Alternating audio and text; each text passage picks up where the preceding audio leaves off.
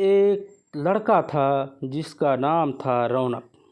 जैसा नाम वैसा रूप, अकल में भी उसका मुकाबला कोई नहीं कर सकता था।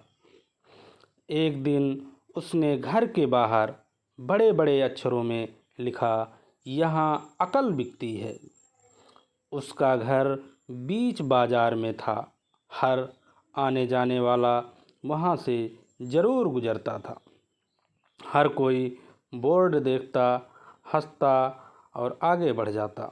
रौनक को विश्वास था कि उसकी दुकान एक दिन ज़रूर चलेगी। एक दिन एक अमीर महाजन का बेटा, जिसका नाम गप्पू था, वहाँ से गुजर रहा था। दुकान देखकर उससे रहा नहीं गया। उसने अंदर जाकर रौनक से पूछा, यहाँ कैसी अकल बिकती है और उसका क्या कीमत है? रौनक ने कहा, यह इस बात पर निर्भर करता है कि तुम इस पर कितना पैसा खर्च कर सकते हो। गप्पू ने जेब से 1 रुपया निकाल कर पूछा, इस रुपये के बदले कौन सी अकल मिलेगी और कितनी मिलेगी?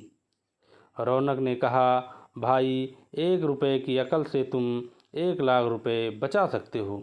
गप्पू ने 1 रुपया दे दिया। बदले में रौनक ने एक कागज़ पर लिख कर दिया, जहाँ 2 आदमी लड़ झगड़ रहे हों वहाँ खड़े रहना बेवकूफ़ी है। गप्पू घर पहुँचा और उसने अपने पिता को कागज़ दिखाया। कंजूस पिता ने कागज़ पढ़ा तो गुस्से से आग बबूला हो गया।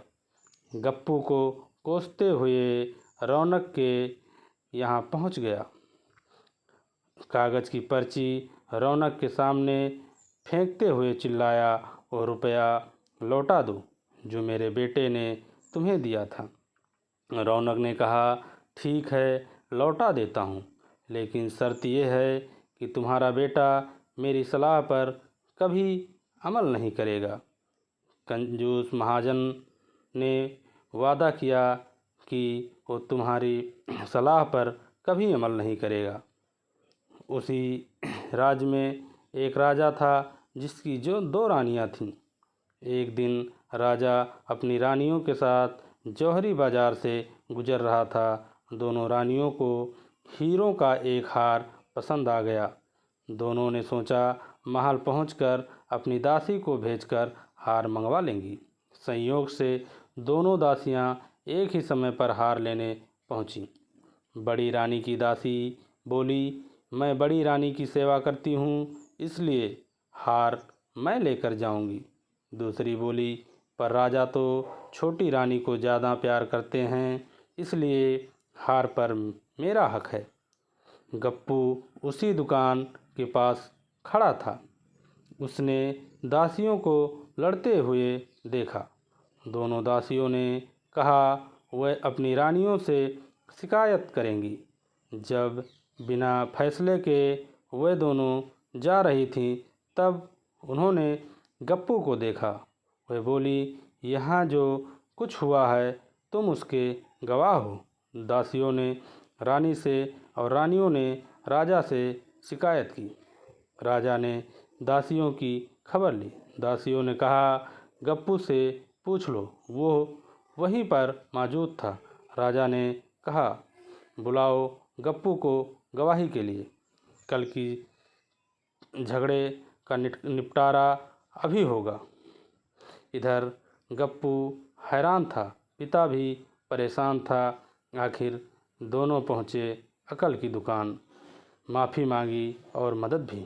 रौनक ने कहा, मदद तो मैं कर दूं, पर अब जो मैं अकल दूंगा उसकी कीमत है 5,000 रुपये। मरता क्या ना करता।